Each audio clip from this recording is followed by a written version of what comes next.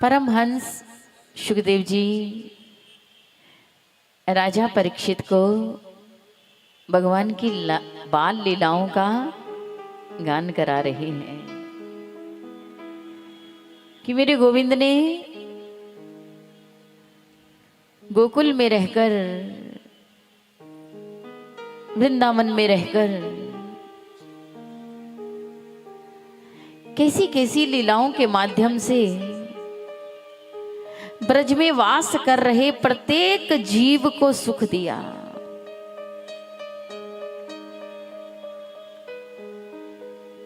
प्रत्येक जीव के कष्ट का निवारण किया।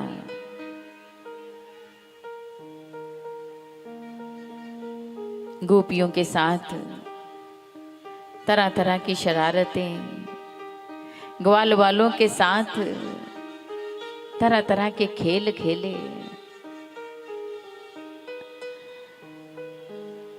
आज परमहंस सुखदेव जी कहने लगे, प्रेम की चर्चा को और आगे बढ़ाते हैं। भगवान ने सभी ब्रजवासियों को स्वप्नवत वैकुंठ के दर्शन कराए। एकादशी का व्रत करके नंद बाबा यमुना जल में स्नान करने को गए। वरुण लोक में जाकर अपने बाबा को छुड़ाया, क्योंकि कहते हैं जैसे ये जीव, ये प्राणी उठता है, बैठता है, सोता है, जागता है, विश्राम करता है, ऐसे ही देवी देवता भी करते हैं। नंद बाबा अर्धरात्रि के समय में यमुना जी में स्नान करने के लिए गए थे। उस समय विश्राम का समय होता है।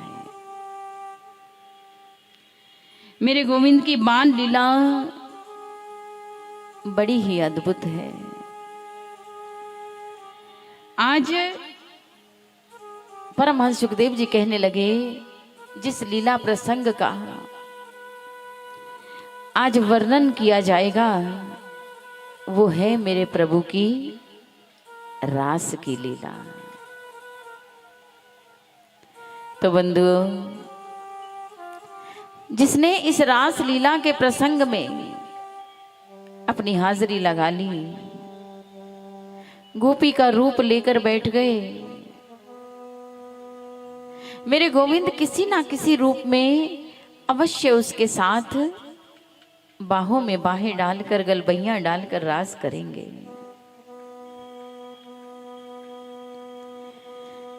तो कहते हैं जब ऐसा अवसर मिल ही रहा है, रास में प्रवेश पाने से पहले हमें कुछ परिस्थितियों में से होकर निकलना पड़ेगा।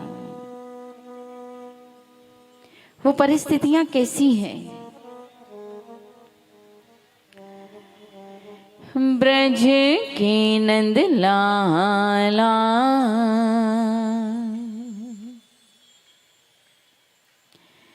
है, राधा जी के सांवरिया,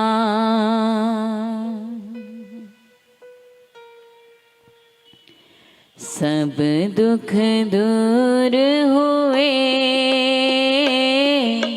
जब से तेरा नाम लिया। सब दुख दूर हुए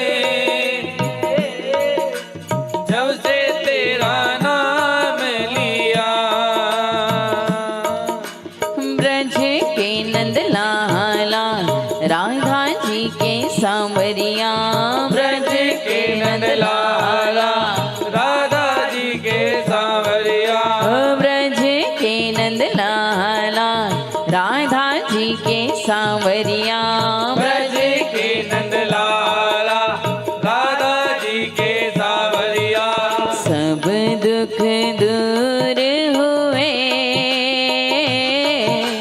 जब से तेरा नाम लिया।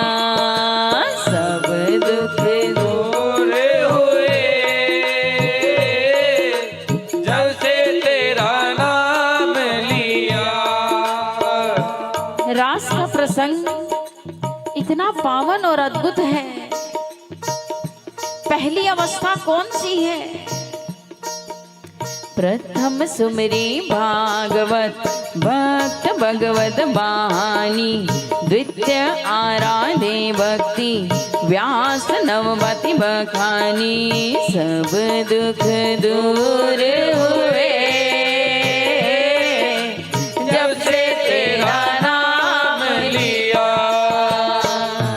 तो सबसे पहले शुरुआत करें।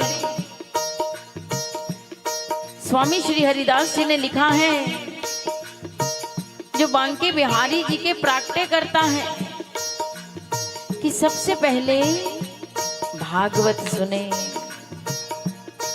प्रथम सुमिरी भागवत भक्त भगवत बानी। भगवान के भक्त के मुख से कही हुई ये बड़ी सरल वाणी है। द्वितीय आराधे भक्ति व्यास नववादी बखानी।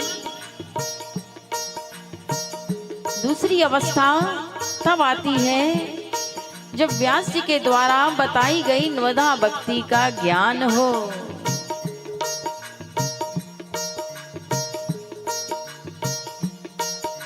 श्रवणम कीर्तनम विष्णु स्मरणं पादसेवनम् अर्चनं वन्दनं दास्यम् सख्यम् आत्मनिवेदनम्।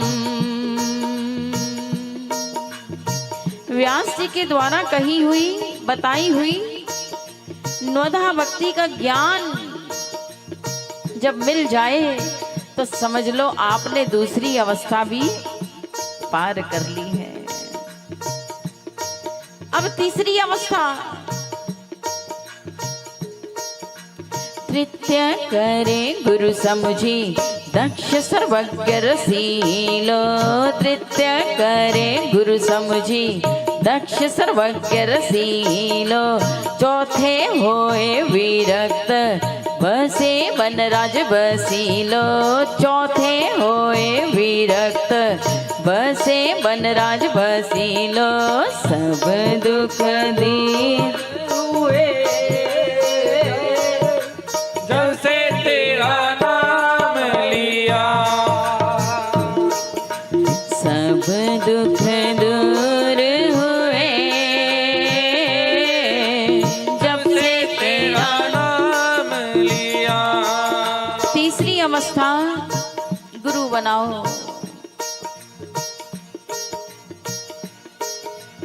पानी पियो छान के और गुरु करो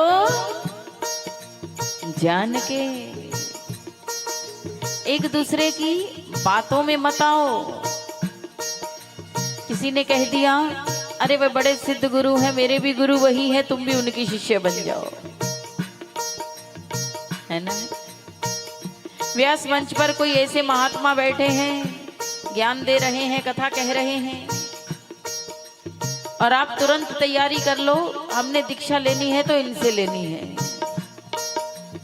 सोच विचार कर, सोच विचार कर ये निर्णय लेना है। कई बार ऐसा भी होता है जो दिखता है वो होता नहीं है, जैसा दिखता है वैसा होता नहीं है। जिस दिन आप में शिष्यत्व बनने की भावना आ गई, जिस दिन आप शिष्य बन जाओगे, तो समझ लो गुरु आपको स्वयं ही मिल जाएंगे। सबसे पहले शिष्य बनो कि हम शिष्य बन सकते हैं।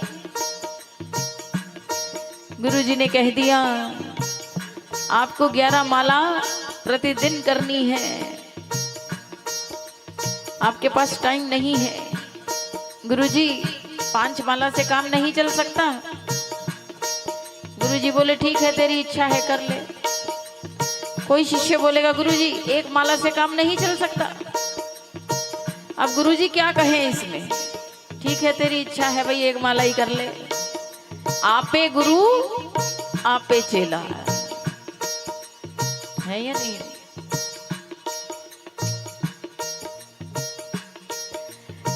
गुरु वो होता है जो अपने शिष्य का कल्याण करने की सामर्थ्य रखता है, जो स्वयं तो भगवान से मिला है और अपने शिष्य को भी भगवान से मिलाता है, ना कि अपने आप से मिलाता है, ना कि सांसारिक आडंबरों में डालता है।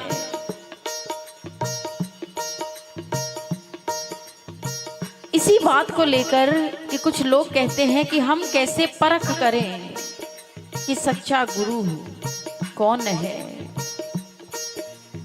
बंधुओं, सच्चे गुरु की परख मत करो, सच्चे शिष्य बन जाओ। जिस दिन सच्चे शिष्य बन जाओगे ना, सच्चा गुरु आपके द्वार पर आ जाएगा, जाना नहीं पड़ेगा। सच्चे शिष्य बन जाओ पहले। आपके पास अमृत है ना, परंतु अमृत को लेने के लिए घड़ा नहीं है, पात्र नहीं है। जिस दिन पात्र होगा उस दिन अमृत भी उसमें मिल जाएगा। ये जो घड़ा है ना, ये जो मटका है, एक बार एक फकीर एक पात्र लेकर राजा के पास गया। राजा से कहने लगा कि हे राजन, इस पात्र को भर दो। छोटा सा पात्र था। राजा ने कहा अरे ये तो बड़ी साधारण सी बात है। खूब हीरे ज्वारात सब उसमें डाले, वो भरने को ही नहीं आ रहा। राजा का खजाना खत्म हो गया, परंतु वो पात्र भरा ही नहीं। कई राज्यों से खजाना मंगा लिया, वो पात्र भरा ही नहीं। अब राजा उस फकीर से पूछने लगा कि हे महात्मन, मुझे ये बताओ कि ये पात्र किस चीज का बना है। ध्यान देना। तो वो फकीर क्या कहने लगा कि राजन, ये पात्र मनुष्य की खोपड़ी का बना है। ये कभी संतुष्ट नहीं होती है, और इसको कितना मर्जी भर दो, ये कभी भी संतुष्ट नहीं होगी। ये जो मनुष्य की खोपड़ी है ना, ये दिमाग जो है, इसका प्रभाव हमारे मन पर पड़ता है। कनेक्शन मन से भी है। मन में जो बात आएगी वो दिमाग में जाएगी, दिमाग में जो बात आएगी वो मन पर जाएगी, है ना। चौथी अवस्था वो होती है जब ये जीवन विरक्ति की ओर जाने लगे, विरक्ति की ओर जाने लगे, और विरक्ति की ओर जाके ये संकल्प ले लें कि मुझे वृंदावन में वास करना है, ब्रजधाम में वास करना है।